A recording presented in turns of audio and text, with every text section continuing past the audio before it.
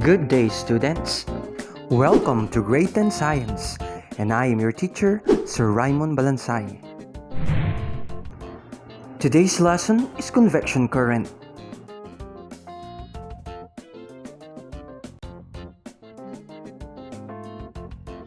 In the previous lesson, we have learned that the Earth is made up of plates, and that these plates continuously move from time to time, creating some of the most dramatic geological features of the Earth. Plate tectonics theory had its beginnings in 1915 when Alfred Wegener proposed his theory of continental drift.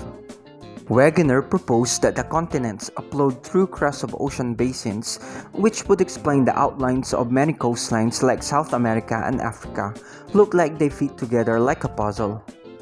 Wegener was not the first to notice this puzzle-like fit of the continents. Magellan and other early explorers also noticed this on their maps, but he was one of the first to realize that the Earth's surface has changed through time, and that continents that are separated now may have been joined together at one point in the past. But what keeps these plates move? What force causes it to move?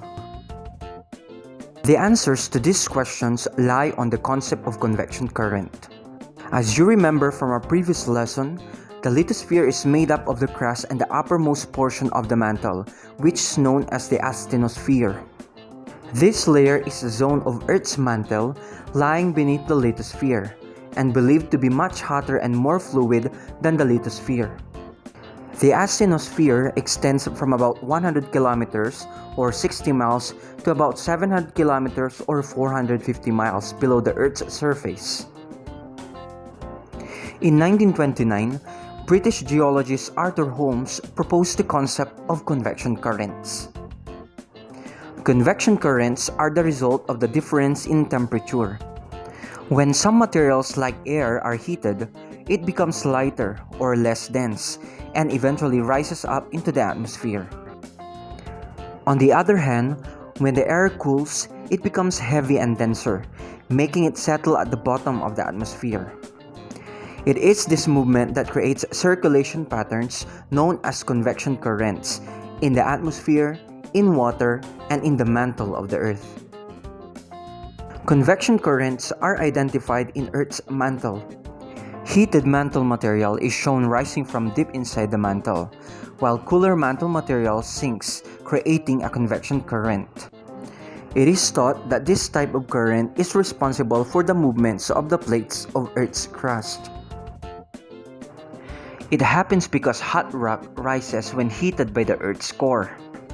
Near the surface, the rock spreads in two directions and goes sideways. When it begins to lose heat, eventually, the much cooler rock sinks back then. Through this spreading process, the Earth's crust is very slowly dragged apart, and this ultimately causes the continents to move. When the plates collide, the rock on the seafloor containing carbon from dead planktons is carried deep into the Earth. As it subducts into the mantle, this layer of rock is heated, so the rock melts, releasing carbon dioxide, and gas is returned back into the atmosphere during an eruption. This cycle continues to happen from time to time. And that concludes our discussions to today's lesson. Watch out for our next video lesson. Class dismissed. Thank you and mabuhay.